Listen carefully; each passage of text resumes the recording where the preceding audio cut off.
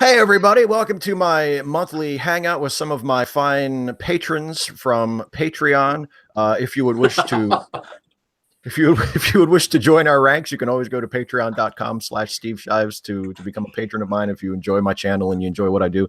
But we were just having a nice little chat before we went on the air about my computer issues, which I'm sure that everybody watching will find fascinating. Absolutely.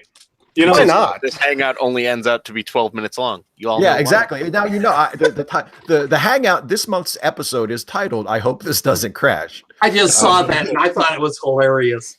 And I do. I think that I have the problem sorted out. I hope. I'm not an expert, but yeah. If I disappear without, or if I freeze, if you just see me go like, and if I don't move, that's why. Well, I'll tell you is that for some of our audience, listening to this conversation is going to be like watching Vinyl Girl. And for the other part of the audience, they're going to be screaming at the computers everything we're getting wrong. Yeah, exactly. The funny thing is I've had some pretty severe computer issues myself the last week. Oh, Last Sunday, my computer just completely died. Just wouldn't power on at all.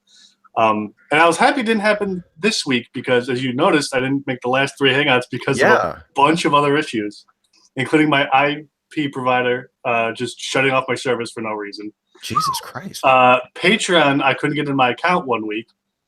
And then the third one, I just blue screened like 10 times in a row trying to get into your Google Hangouts. Like, what's going on? And then finally just crapped out last week altogether. And after testing all week, I determined it was a motherboard. Bought a new one, replaced it. I'm working good now. That's good. I know. I at least I know that's whatever my issue is. It's not that serious. Like it's not a serious hardware issue. It's probably like if I haven't fixed it yet, it's some kind of driver issue. But I mean, I'm not smart enough to know what it is. I should hope it's something as simple as that, because replacing a motherboard is not fun and it's time consuming. So I've heard the most complex computer repair that I've ever undertaken. It's not even really a repair. Just once upon a time, when you would buy a new computer, I think they would intentionally load it with less RAM than you actually needed to operate the machine. So I almost always had to buy RAM upgrades, and I could install those. But other than that, I'm pretty much a neophyte, and that's just you plug it into this thing. Yeah, yay! I'm smart. I know how to do things.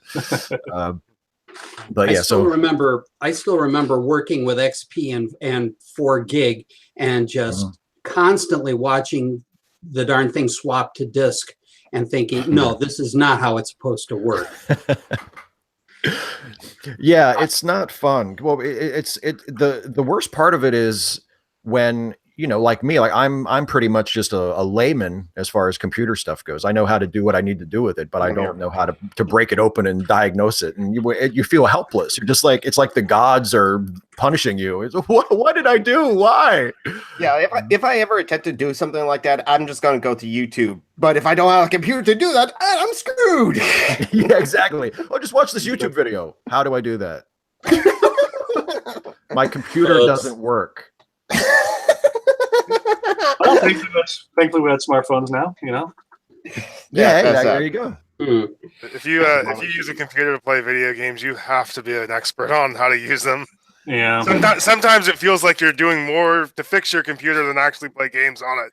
I've often wondered about that, because you buy a game console, and I mean nowadays they're so complicated, like you have to download a bunch of stuff before you can really use it. But I mean, it's for the most part, it's you plug it in, you follow the instructions on the screen, and you download all your updates or whatever, and then it's good. It's pretty solid. But with the computer, it's like, why doesn't this work exactly the same way? Like, or if you want to get like a gaming computer, I mean, it's ridiculously expensive. But part of that is just like when they build a console, they have all the hardware prearranged and kind of can optimize it to each other. Although usually it goes out of date pretty quickly.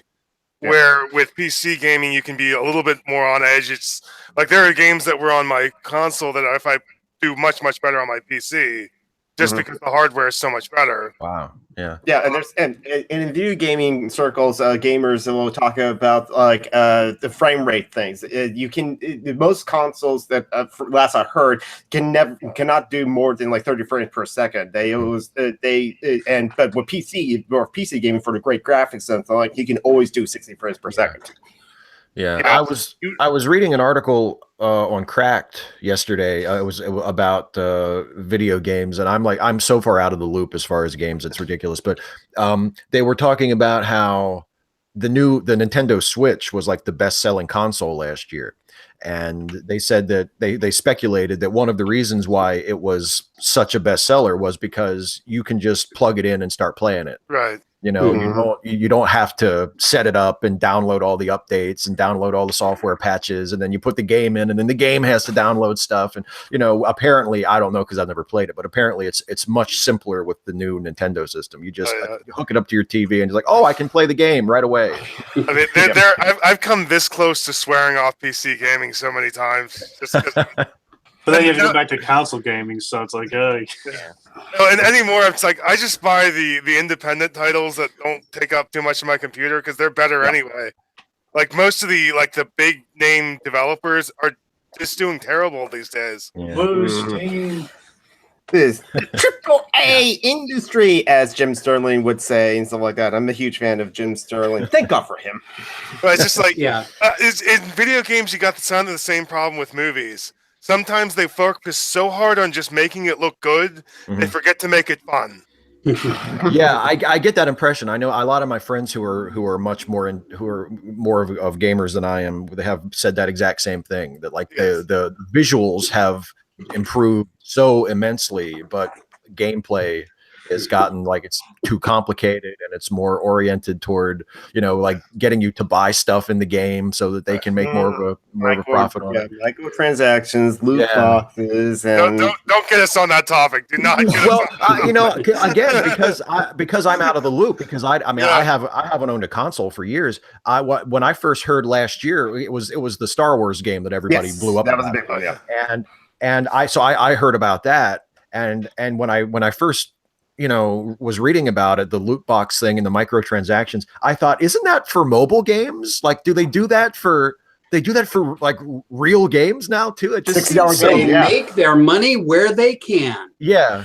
They can't just settle with just having some of your money. No, they want all of your money, and as Jim Sterling would say, because if Jim Sterling is as a consumer advocate for the video game industry, kind of have noticed the trend in the AAA video game industry for the longest time. I mean, not before microtransactions that creeped in the last 2 years or something like that, or loot boxes. And he has often said he's fond of microtransactions and loot boxes in free to play games because that's a way for them to make their money. But for $60 games, but Jim Sterling has always noticed that the publishers, not just developers, but the publishers want all the money with the pre-orders and all the DLC, day one DLCs, and the season pass. So they pay $60, you get the base game, the shell of the game, but you spend $100, you get the season pass and all the DLC that hasn't been developed yet, and all that and all that and all that.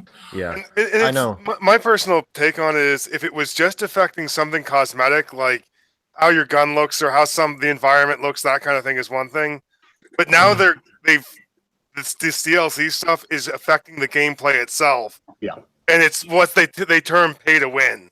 Yeah. Like you can actually pay to have an advantage over your opponent. Yeah. Yeah. Well, and it seems to me, again, like just as an outsider perspective with no personal experience in this, it seems like maybe to go back to a point that was raised earlier about how like they forgot to make the games fun. Yeah. It's like the basic version of the game that you get without all of the extra add-ons that you have to pay for is designed to be less fun. but if you go the extra mile and pay the extra, whatever, buy all the little, aftermarket extras, then now it's an awesome game. So it's like I paid however much. Sometimes it feels like they're deliberately withholding content. There's some games. There's some games that do it. Withholding content. Especially for the content. I'm just saying, like there are some games, the way they go about it, it's like it's clear, like what they've added onto it is a clear add-on. It's just something on the side to, if you want another couple of things to do. But there are times where they actually withhold something in the main story. Yeah. Well, Same with day DLC. Yeah. Same day DLC. The day it's let out, they just go, here's some extra stuff you can buy for it. It's like, no, that was supposed to be in the game. Yeah. Well, and with the recent Star Wars game, everybody was pissed because they put Darth Vader behind a paywall or something. Essentially, yes. Or like massive it's one of the hours signature grinding. characters. Yeah. It's stuff like that. I mean, I wouldn't mind if they raised the base price on video games. Just be upfront about it. Yeah. Stop these shady marketing tactics to make it look like you're doing something other than you are. It reminds me of Once Upon a Time. It's not exactly the same thing, but I think it's similar when they started showing commercials before movies in the movie theaters. Because I remember when that never happened, when you bought your movie ticket and you went in and you got trailers and stuff, but you never saw commercials. And then it was a couple of different theater chains. They said, we're going to try this. We're just going to experiment with it. And people, were hugely pissed about it because they said, well, look, we paid for the movie ticket. Like a movie ticket costs however much it cost back then. Right. Why do you need to show us commercials in addition to the movie ticket? We're paying to get in. But I mean, hopefully this doesn't go this way in the video game industry. What happened was they kept get involved. Well, I mean, they kept doing it, and they realized that. Well, some people grumble and groan, but they still come to the movies. And if the people will complain mightily about loot boxes and microtransactions in already pretty pricey video games, but if they keep buying the games, then the companies are going to be like, well, we might have to course correct every once in a while, but we're still going to do this. Yeah, that's why with the Star Wars thing, the state legislation is finally getting involved in saying that, wait a minute, isn't this like predatory practices for people who have like compulsive disorders or children who something like that? And so it's called captive audience. Yeah. And the way and at least as far as the theaters is concerned, the way you beat it is very simple. You make sure you show up for the movie roughly 10 to 15 minutes after the stated start time. Right. Yep. I mean, you'll probably catch a commercial or two, but you won't have to be deluged the way we're currently being deluged. I mean, like the inside look thing that they do with Cinemark. And I mean, because that's all that is advertisement. Let's be honest. I know they disguise it like trailers for TV shows and stuff, but it's they sneak trailers in there and they sneak stuff in, which is essentially trailers for TV shows. Yeah, I saw PSA before theater. Now they're even doing it after the trailers for coming attractions. Yeah, they'll slip something in like a 2-minute thing between the last trailer and the beginning of the movie. I've noticed that too. Yeah. It's like, it's nothing sacred. Once they show the first trailer, that's it for the ads. But I was just thinking, I remember at one point Sony applied for a patent for in-video game advertisement, and we were thinking, what, product placement or on loading screens? No, they were talking about popping your live content to show you an ad. I never went through with it, but I was just also thinking, remember like when TV first started and like shows would get sponsors and the whole show was basically an ad for that sponsor? Oh yeah. I think I've mentioned this before in a previous Hangout, but when you watch the original as aired versions of Twilight Zone episodes, like they have on the DVD set, and at the end of a lot of the episodes, you have Rod Serling doing an ad for Chesterfield's. And he goes from, when I have writer's block, I enjoy a smooth Mitch Chesterfield. And then he goes right from that to next week on the Twilight Zone. You know what I mean? There's no separation between the commercial content and the teaser for the next show. It's really shocking. That's wild because I honestly don't remember him doing that. I mean, I remember the old commercials. Yeah. And, there was a lot of stuff that they would get in there doing. I remember was it Milton Berle who was, I think, hawking Buicks. He was either Buicks or Chevys or something like that. When he was doing his shtick and like a closing shtick at the end of the show. But the whole TV in its infancy is still pretty amazing back in the day. Yeah. When you watch the game show movie, the one talking about I think the game show 21, and they are always sponsoring Geritol in the whole, and it was like even in under the nameplates or whatever, and it just there's been advertising in TV for a long time. We just haven't gotten used to it, and it annoys us when we see it. Yeah. And right now that they've gone to HD, they pop in crawlers or down in the bottom of the screen they'll have advertising about what's coming up next, or coming to ABC or NBC or blah blah blah. It's the whole advertising thing is about that far away from being completely out of control. Go ahead. Yeah, I was actually going to go off on. I remember when advertising was kind of introduced to video games. Yeah. Since we're kind of combining these two topics of TV, video games, and what have you. Exactly right. So it's media one way or the other. Exactly.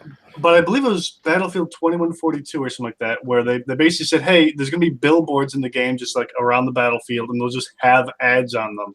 And I remember that being a big thing. People were like, I don't want to see billboards. And then like it looks at your search history or something like that, so it knows what ads to show you. And people are like, oh yeah, very iffy on that. And of course now you see it in like, it's very common in video games, especially online video games, and no one really thinks twice about it. But when it first came out, it was like, that kind of very negative reaction to being shown ads. I'm kind of getting to the point where I'm like, I don't even care, man. Just throw ads everywhere. Make your fucking money. Just take my money. You're going to get it anyway. Just make a fun game. The future that scares me is, what was the movie? I can't remember which movie, but the ads were in the mall as you were following the protagonist. And so it's just like Minority Report. Yeah, that's what I was thinking of. Thank you, Lauren. So yeah, they'll track you with the ads no matter where you are in the world, so you can't get away from them. And they do a retinal scan on top of that, so so the ads are even supposedly personalized, which is bullshit. I mean, they're going to sell you anything they want to sell you.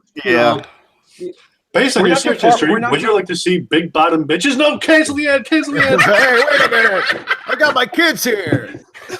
It's not too different with our Twitter feed and our Facebook feed anyway, or our Google searches. All those algorithms knows what we like and what we click on. So it's like, here's your recommendations and stuff like that. But I mean, how far away are we from like Futurama, where the ads are beamed into our dreams, into our head? You wake up and you're like, I want a Coke.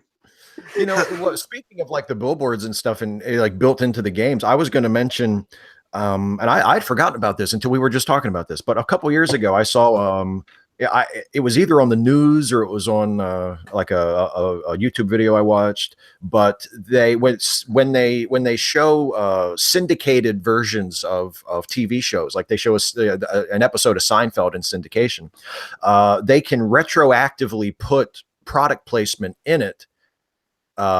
Where there'll be a scene where Jerry and George are walking down the sidewalk outside, and in the original episode they're just walking by like just a generic storefront or something, and in the syndicated version they make that generic storefront into a Subway, like or a McDonald's or something, and it's just totally in the background, and it seems like that's just where it is. It's just totally organic and undetectable, but it's this really insidious way of they're walking. It's like when they did that Coke commercial where they had Cary Grant pouring the bottle of Coke, like they digitally matted it into his hands.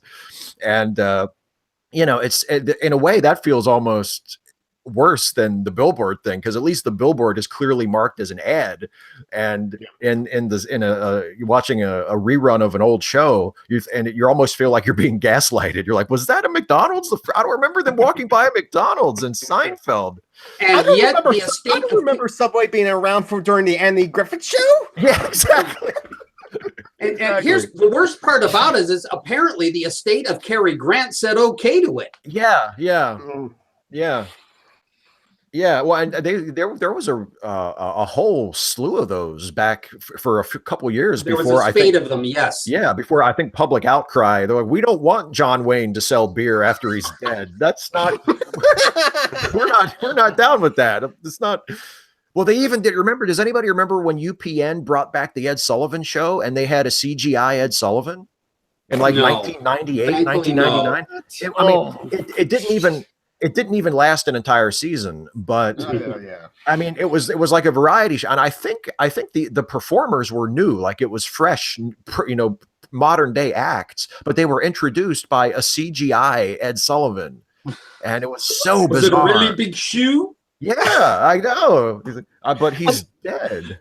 At least with Space Ghost from Coast to Coast, that's an animated character. Right. You can do that constantly. It doesn't matter. Or like the Muppet Show, it's just puppets. Anyone else can be puppets that can do the voice well enough. But I'm sorry, are you saying they should make a puppet out of his corpse? That's just tasteless.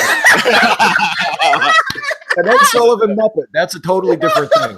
Well, hey, what's happening with Carrie Fisher? With what's his name who played Grand Moff Tarkin? Peter Cushing. Peter Cushing. I mean, it's happening. It's happening in front of us. And does anybody really hear an outcry? I don't. Well, the thing. Go ahead. Puppet thing, I think, would be a great title for that. Would be The Dead Sullivan Show. Oh, now you're talking. If that had been the title from the beginning, I think everybody would have been behind. Yeah, we would have been on board. Yeah, he's dead. I get it. He's dead. We're all having a joke.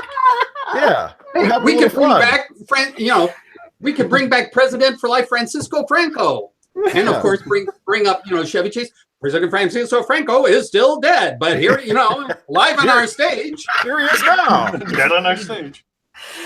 Dead on our stage. That sounds like a Crypt Keeper line. Dead from New York. Dead from New York. Just the entire cast of SNL, they're all dead. As opposed to the audience. Rim shot. Thank you very much. Okay, who's going to dare to bring back John Belushi? Oh boy. Oh, well, I think Jim Belushi would object to that. He's like, wait a minute. My whole career is because he's not available anymore. You're not gonna do an end run around Jim Belushi, no sir. Belushi, I mean, it's bad enough to live in somebody's shadow. Now you got to live in somebody's corpse. I thought I was out of his shadow when he died. And I thought things smelled bad on the outside. And then we're going to bring back tauntauns? Oh my god. Does the Tauntaun have a Force ghost? Like, does he appear to Luke and go, you couldn't turn back, could you? You knew how cold it was. You had to keep if the going, Tauntaun is a Jedi. Why couldn't the Tauntaun be? Maybe hey, Luke the Force doesn't belong to the Jedi. It belongs to everyone. It belongs to everything. That's right. It's I thought next to you. Yeah. At least you died of old age, you old bastard. I froze to death because of this prick over here. Yeah, the Tauntaun is haunting Han Solo now. You forced me out there. You told me. You know that I was going to die out there. Why did you cut me open like that? I mean, we're Tauntaun. Dumb question. We're Tauntauns native to Hoth? That's a good question. I bet you if you asked George Lucas, he would go, I don't know. I mean, but if they're not, does that mean that they were dragging a whole bunch of Tauntauns along with them? They kind of look like a desert creature if you think about it. They don't look like they're cold weather creatures. They were transported from a warm climate and they were cruelly forced to do work in a winter planet. Either that or they're genetically engineered to match whatever environment that they go in. I mean, there's something for you. The genetic or biological equivalent of a Jeep. Hey, there you go. I never thought of Tauntauns as Jeeps, but it's as likely an explanation as any. It's an all-terrain beast of burden. We're getting into Star Wars headcanon now. So yeah, exactly. This is my headcanon. Matthew says, "What about Jason's obsession with the dewbacks?" Yeah, that was one of the most wonderful improvs that we ever did in late seating, where he just fixates on Darth Vader being obsessed with the dewbacks and going and stroking them and being alone with the dewbacks during times of trouble. And a dewback is what? It was the things that they were most noticeable in the special edition of A New Hope, where they were the dinosaur looking things that were walking around. The lizard mount. Yeah. Yeah, I don't remember if they were represented in the original cut or not, or if they were. They were in the background. They were like background. There was like there was a couple of them that were just like also like at a water basin next to the entrance to the bar at Moss Eisley, something like that. But they weren't moving at all. So in the special edition, of course, George Lucas went in and had them move a bit more, so they're more noticeable. But a bit more. I mean, you went from like one occurrence to being all over the place, and one of them photobombing, and walking through as the speeders coming up on those stormtroopers. Yeah, these aren't the droids you're looking for. Yeah, where George Lucas said, "Now I finally have the technology to clutter up my finely composed frames with a bunch of useless junk." It was kind of an elegantly directed movie, and now it's just full of crap. There's just all this stuff on the screen that has no reason to be there. There's so much happening in every frame. It's so dense. Yeah, it's so dense. And the thing is, a lot of where that started, I think, was that there's a couple of shots in Return of the Jedi where you've got like what I swear is like 100 TIE fighters and other such like ships, basically doing a merge like that. And I remember I saw a story about that where this is back in the days when you had to do that in an optical printer, which means you had to have the shot, you had to cut the hole for the shot, by whatever means, rotoscoping or whatever have you. And then, how many passes through the printer does that take? Answer: too many. Yeah. It's funny you mentioned that because I read an article on the AV Club yesterday about Buster Keaton, and it was mostly about his last film, which was The Rail Rodder, or his last comedy film was The Rail Rodder, and it was a promotional film for the National Transportation Board of Canada, and it was just him like riding the rails from one end of Canada to the other, doing all kinds of comedy shtick. And but in one of the comments on that article, somebody brought up, I forget which film it was. Might have been College, the one that's perfect except for the fact that he does blackface in it. Where like there's that one scene where you're like, God damn it, why is this in here? Everything else about the movie is perfect. And Keaton would do these perfect match cuts where he would cut from him in the frame at one location to him at another location in the exact same place in the frame, and it was a flawless match cut. And nowadays, you would do that by computer to make sure they lined up perfectly. And before that, you would use an optical printer. So you would make sure that everything was right where it was supposed to be. But Keaton had to do those in camera. And the amount of timing and precise positioning and measuring that you to do a perfect match cut in camera, where you cut from Buster driving a car at a front gate, let's say, to the very next shot you cut to him in the car in a parking lot, but he's in the exact same position in the frame. He doesn't move at all. It's almost like the whole world changed around him in an instant, and to get it just so perfect as he often did is unthinkable. It's amazing. He probably did a lot of experimentation with that before he went live with it, almost without a doubt. Oh, you would have to think. I mean, and that's everybody when people talk about Keaton, they talk about the stunts because he did such amazing stunts. But a lot of those stunts were also assisted by trickery that you can't detect. It's completely undetectable. When he did the some of them were real, like when the house fell on him and the side of a building falls on him and he just happens to be standing right in the window spot where the window falls. That was real, but it was also very precisely laid out and precisely timed. But then there's also a famous shot in Our Hospitality where he swings on a rope and he catches a girl as she falls off a waterfall.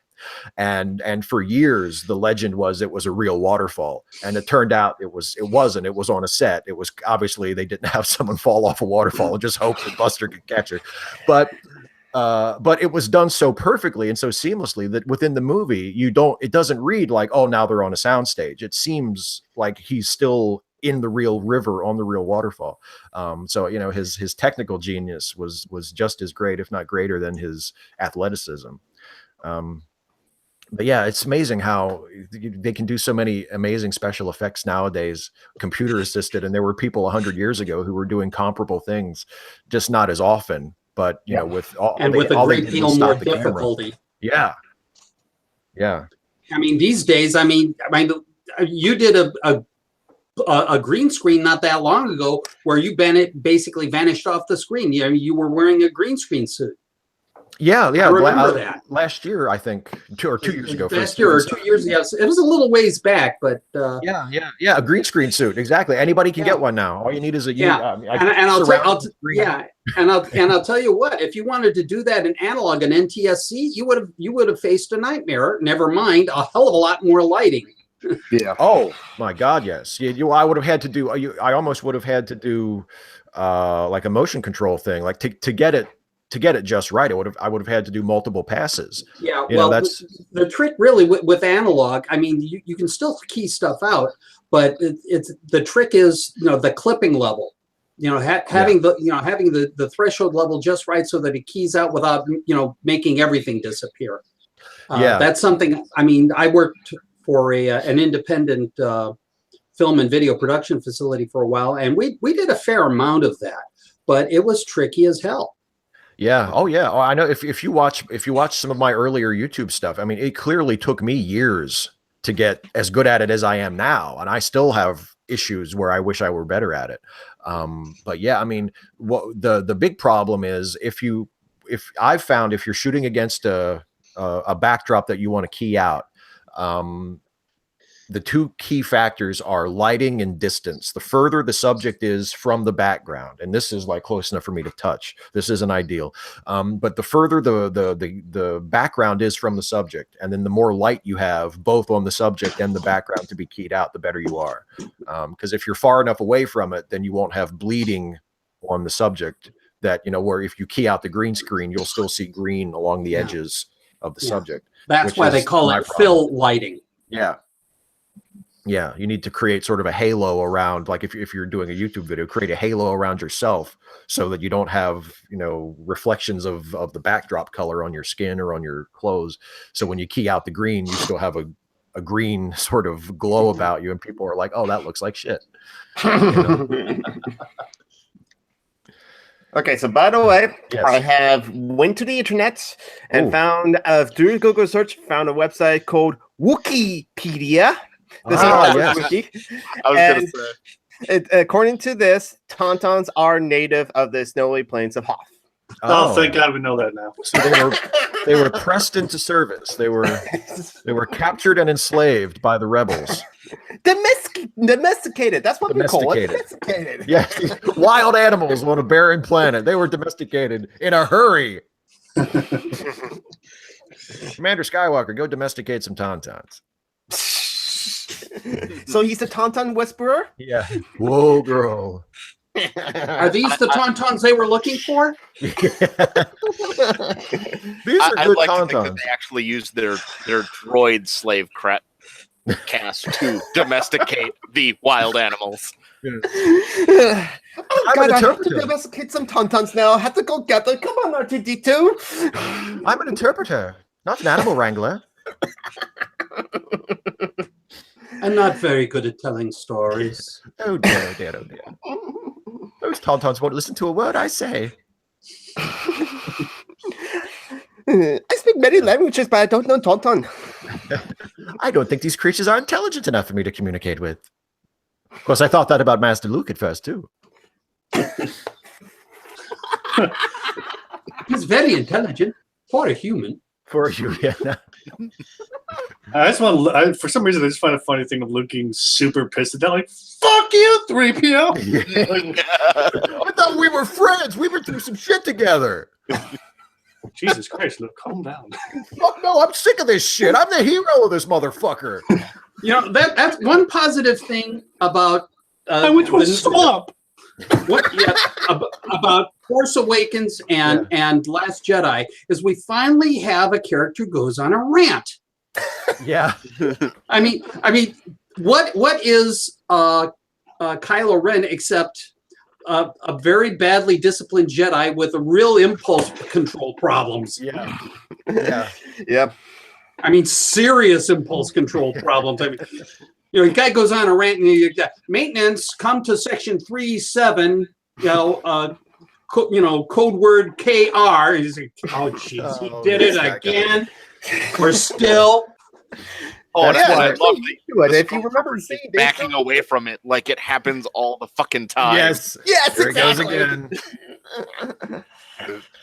That's why that when they did that Saturday Night Live skit where he was an undercover boss was so funny, because like they're not only making fun of the reality show Undercover Boss, but they're getting at that core of insecurity in Kylo's character in the movies, where you could tell that like there's something that he's compensating for. He feels like he's lacking in some way. He's in the shadow of his father, or Snoke, or whoever his mentor figure is, or Luke. And so when they have him in that Saturday Night Live skit where he's disguised as one of the crew members of the Star Destroyer, and he's like, I saw Kylo the other day with his shirt off, and he had an 8-pack. With the shirtless scene, the first time I saw it, my first thought was crazy billionaire money. I'd make this scene with him doing the pull-up exercise from the Arrow. And the point that's almost certainly been made multiple times before is here you've got a guy who's been trained by Snoke. He's been trained by Skywalker. He's supposedly got all sorts of shit going on with him. And in Force Awakens, he gets his ass handed to him. Mm-hmm. By someone who's not trained at all. Exactly. Yeah. No, Kylo Ren is just an interesting, complicated character in general. So that's what makes watching The Force Awakens and Last Jedi so interesting with like him and stuff like that. And speaking of that SNL sketch where Kylo Ren's an undercover boss, I have seen cosplays of that exact character. Oh, in fact, isn't that like a character you can, or somebody made it like in a create a character for one of the games where you can play as Kylo as his undercover boss? I would love that. I would love that, as well as like a pink Darth Vader as well. Yeah. Yeah, except you waste half your time having temper tantrums. Why does anybody listen to me? So. What was that, Chris? Waste half my time having temper tantrums. Yeah, so they come out. Good. All right. No. I think you're breaking up there a bit, Chris. Yeah. F5. F5. If I hit F5, I'm not sure I can get it back on here. Oh. Mm-hmm. By the way, I love your hair. Yes. Going Johnny Rotten this month. I have a different every month. You notice? Everything sucks, or something like that. This is the story of Johnny Rotten.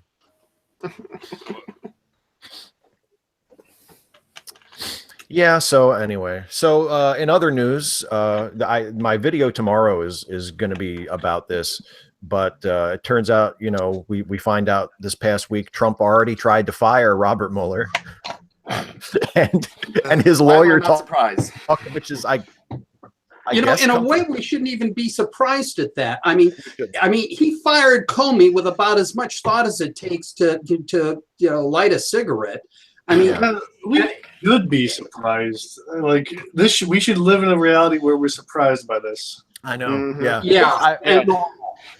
I was reading an article about it, and that's one of the things I mentioned in my video for tomorrow is, I read a Washington Post article where the reporter was describing how Trump trying to fire Mueller could set up a confrontation between him and Congress over whether the president can even do such a thing. And the reporter said, the Republicans in Congress were hoping to avoid this confrontation by giving Trump the benefit of the doubt that he wouldn't do anything to trigger a constitutional crisis. And when I read that, I just laughed. I laughed out loud. I thought, what person are you talking about? What Trump are you thinking of? That he's like the stable, respectful, constitutionally mindful guy. The Trump that they wish he would be. Yeah, exactly. Yeah. Steve, I'll tell you what, there was an interesting conversation on This Morning between what's the name of the woman who leads it off instead of I'm blanking on her. Anyhow, Ken Starr was there, and he's basically trying to provide the same defense for Trump that he would have denied with Clinton. And I'm sort of going, what? Yeah. It is interesting how the rules have completely flipped for a lot of these folks, isn't it? Where, well, but it's our guy. So, of course, the president has every right to fire whoever he wants. What are you talking about? He's the president. Meanwhile, if Obama cut the law on the wrong day, they would be yelling about kidding. impeachment. And one of the commentators put it really beautifully, because it's not a constitutional crisis, it's constitutional rot. Yeah. Because Congress is not counterbalancing the president. They're just sitting there twiddling their thumbs. Yeah, well, because he holds the pen, and as long as he signs the bills they want to pass, that's literally all they care about. If they can actually pass bills, which is the tax plan, if they can manage to get enough of their own people in line. But my thought all along has been the congressional Republicans won't stand up to him because he's what they want. Yeah, It's like we people seem to keep forgetting that fact. Yeah, Trump's just saying out loud what they've been trying to skirt around them actually thinking. Yeah, I agree completely. And the few Republicans who have publicly challenged him, if you read between the lines of a lot of what they say, that's what they're complaining about. They complain about his coarseness. They complain about his, he's too belligerent or he's too unstable, blah blah blah. But they're presidential enough, or something like that. Yeah, exactly. Like you can't be out in the open with this stuff, man. You have to keep this under wraps. Yeah, and almost to a man, none of them are either up for re-election or going to running next time around. Yeah. So I mean, what do they have to lose? Yeah, well, yeah, that's what I'm waiting to see is what happens in 2020 if there's ever a vacant seat on the Supreme Court. Are they going to rush through a nomination, or are they going to stall like they did to Obama? Yeah. Keep that in mind in the next 2 years. My favorite, the answer to that. Exactly. Why we really got to pick up some Senate seats this year. Oh Christ, I hope so. I mean, so we got to keep the ones that we have now as well. Yeah, no kidding. Yeah. And one thing I'm a little worried about is the whole business with Sherrod Brown, because he's a terrific guy. Mandel is out, thankfully. Apparently, his wife's got some issues that he wants to address, and I mean, I'll salute Mandel for putting his priority on his family, but don't mistake for 1 second the fact that Ohio is in deep sneakers as it comes to our U.S. Senate representation. I mean, it's bad enough we got Portman in there, and Portman speaks out of both sides of his mouth with a facility that Paul Winchell would envy. But and he speaks in it Chinese too, so Yeah, really. Ni hao. Yeah, I don't know. I mean, I have hope because I feel like I have no choice. Like if I didn't have hope, I would sink into despair, because if you didn't have hope, you probably would move. Yeah. What choice would I mean, well, if you don't have hope, you always got Crosby.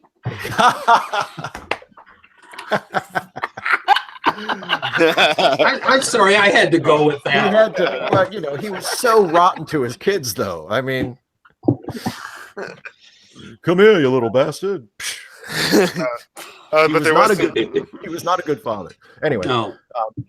But yeah, I was going to say there was some really good news out of Pennsylvania this week. Our Supreme Court struck down our congressional map.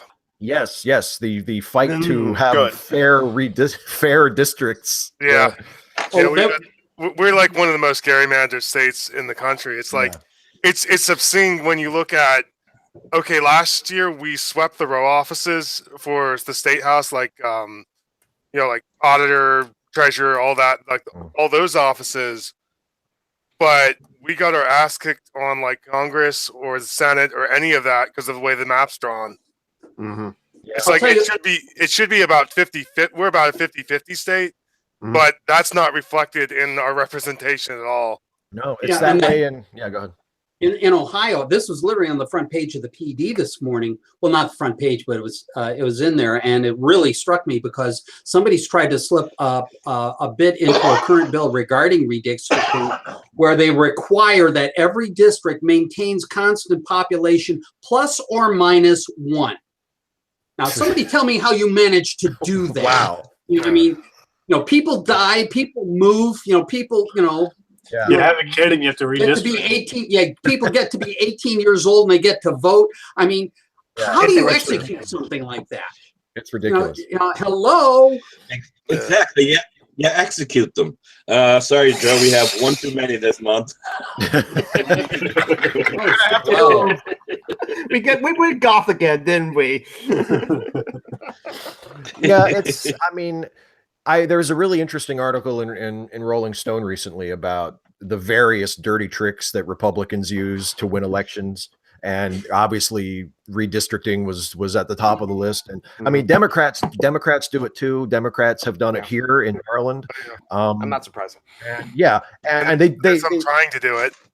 yeah, they did it to my district. The Democrats redrew my district so that and because of that, I now have a Democrat member of the House of Representatives. So it's like, yeah, so it's like, yay, but ooh, you know what I mean? Like, I think Steve and I actually have the same representative. oh yeah, is it Delaney? Yes. Yeah. Hey, same congressional district. And we're like an hour apart. District buddies. Yeah, that's the thing. I just looked at my district maps and stuff like that. I think for congressional, for the Congress, it seems fair enough. But when I went to the state representatives, it's like, oh my God, there's some snakes and just strange shapes in there. And so like, because I wanted to like, wait a minute, who's my state representative? Okay, I find out. Oh, and one of mine was actually at the Women's March in Seattle. So that was cool. Yeah, somebody on the news had a story about that, some weird ass district. I think it's in Pennsylvania, where you've got somebody kicking somebody else's ass. They call it Goofy Kicking Donald. Yes, I just looked it up. Yeah, that's what the district looks like. I mean, if you look all around Philadelphia, it's horrible what they've done to it. Like you've got districts just sort of wrapping around each other. You got one kind of going on like a little spin, and then it blows up. I know you can't. You've got Lancaster. You've got Lancaster County, most of a district. Then you've got a little thumb sticking into Reading. Yeah, and you can't look at these districts and not look at them and immediately know, oh, this is not how they should be. You should not have a district shaped like this. Like it should be relatively rectangular or something that makes sense. Yeah, exactly. Or determined by county borders or something like where the district falls roughly into the same region of the state. Yeah, it's just now some of these are just nonsense. It's ridiculous. I can accept where all of the plots look like the death of democracy. Speaking about similar regions, as much as I like Steve, I'm sure that the people who live around him and the people who live around me are two totally different demographics. Based upon what Steve has said in the past about, I mean, hell, look at his riffing on mail call back in the day, crying out loud. Yeah, I mean, it's ludicrous. Going real back. I live in the super red part of this blue state, Maryland. Yeah, and like I say, the redistricting a couple of elections ago resulted in my district getting a Democratic representative in Congress. But for the most part, like for years before that, we had a Republican representative, and it was Roscoe Bartlett, who was just worthless, was just absolutely worthless. And he finally retired, and then it was either the next election or the election after that where the new map went into effect, and we got Delaney, who is vastly preferable. But it's like, I can't. It's like, but I can't enjoy it because it's from gerrymandering, and I know that if the districts were drawn more equitably, that I mean we would have to have a Republican representative because this is a super red part of the state. My empathy can't allow me to feel good about this. Oh, I feel so dirty. My congressman was so bad. My congressman right now is so bad that the Trump administration turned him down. No, that's okay. He was the one. He was going to become the drug czar or something like that, and then they discovered something about him. Wow. He's like, nope, can't do it. Wow, boy. Wow. What did he do? I was going to say, what could he have done that was so bad that the Trump guys were like? Well, he was like the driving factor behind a bill that basically made it easier to distribute opiates. Oh, that could be a problem. Or like deregulating the pharmaceutical industry, essentially. Which is like when you're the pro-opioid addiction candidate, that might be a problem. Yeah, this is my congressman. His platform is fuck regulations. Oh, well, that's it. That's charming. That that is a in whole- line with the current administration, but I guess even they have certain lines they don't want to cross. Almost sounds like an anarcho-capitalist, and I had a hang up with one. Buffalo is so blue that I voted for 12 Democrats on the and one was a tie. They had to, So Yeah. that's. But on the other hand, Carl Palladino, if anybody knows the guy with the baseball bat who curses a lot, and was on Trump's short list for Supreme Court. Is from here, and he just got kicked off the school board, so we're good here. Yeah. Meantime, I mean, you want to talk about through the state. I some time ago I stumbled onto this quote from Steve Bannon. It says, "quote I am a Leninist. Lenin wanted to destroy the state, and that's my goal too. I want to bring everything crashing down to destroy all of today's establishment."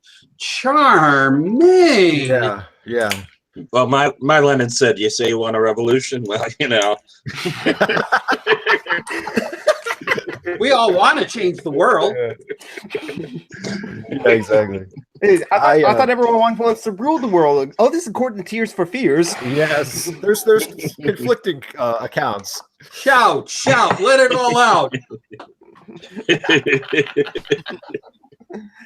The first time I ever heard that song, Shout, Let It All Out, it was actually a Disturbed's cover of it.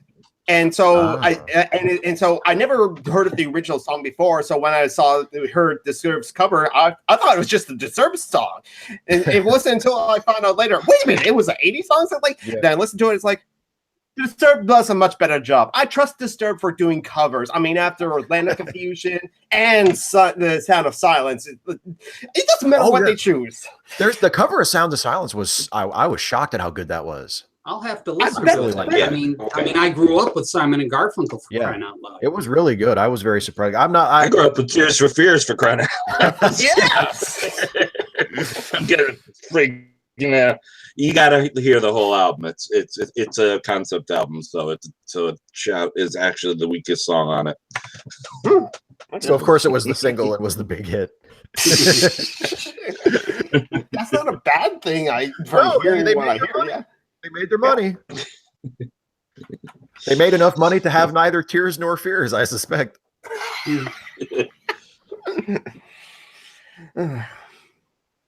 Yeah, I'm going through that interesting phase where when I hear music from the 80s, even if it was a song I didn't particularly like at the time, like I'm instantly nostalgic for it. Mm-hmm. Because I'm getting to that age where I'm like, oh, I remember when I was 7 and I heard that on the radio, and time I was like, oh God, I hate Heart, and now I'm like, oh, it's that Heart song I like.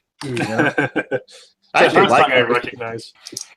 Yeah, I get that way a lot with bookends, especially because I love the way it opens. It opens with that finger-picked melody. It's just so dulcet and so easy, and out of nowhere, bah, bah, bah, and just save the life of my child. So to just contrast anyone, I mean, jeez.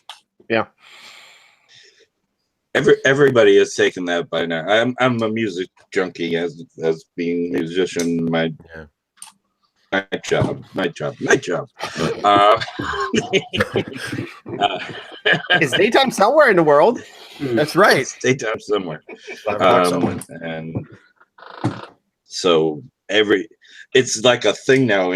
Even to the wall, you get the wall starts with that, with the really soft, and then just right halfway through, and but yeah, I mean, if you do that move right, it's great. I mean, if you wait until we talked about it before a couple months ago. I think Lauren, you mentioned like the Phil Collins song "In the Air Tonight" when the drum doesn't come in until almost at the very end, right? But because it's been built up so long, like the whole song is just him singing with sort of minimal accompaniment, and then the drum comes in, and you're like, yeah, because you've been waiting the entire song. Well, that's what makes it artwork. Yeah. Yeah. There's this one particular song I've been listening to a lot. It was like a remix of something where what they were able to send you on, like this emotional journey they sent you on with the opening instrumental was just amazing. Like it's like it built you up, and then it felt like it left you hanging there, and then it dropped way down, and the bass kicked in. It was like, it's one of those feelings. Yeah, you know, it's interesting. What comes to mind right now is the Firebird Suite, Stravinsky's Firebird Suite. You just the first portion of it is very subdued, and it's, you know, you got introduction of different themes, and you know, and then it comes to this very gentle end, and then out of nowhere, and it just God, I haven't listened to that since high school. What came to my mind was basically two different tracks that kind of blend into one from Boston, Fair Play, Long Time, and I forgot the second song, but it's like you can play that at Rock Band with both tracks. It's just like, and then it goes, yeah. I know. I used to have. I mean, even, I guess because I grew up with a certain type of music, and I still, you know, like I say, I've gotten way more nostalgic for pop music from the '80s than I was about it at the time. Because I was a little kid at the time too. I wasn't like super into anything except like Batman and Star Trek. How times have changed. Very own Batman stuff for you, Steve, including my Batman leggings. Oh, look at those. I wish Little Anna was here, because if maybe she'll be in the Chrissy Winters Hangouts, because when she sees my leggings, she fangasms when she sees my leggings. I love your leggings. I'm just subtle about it. I just But you know, I used to when music in the 80s or in the 90s got into that phase where like every song would start really loud and really hard. And I know, and I got, and I'm like, you know, in the 90s, I'm a teenager, so I still know nothing about anything. But I'm like, man, you're not supposed to start that way. You build to it. You know, like I got snobby about it. Like, you don't start really loud and hard. You have to build up to it.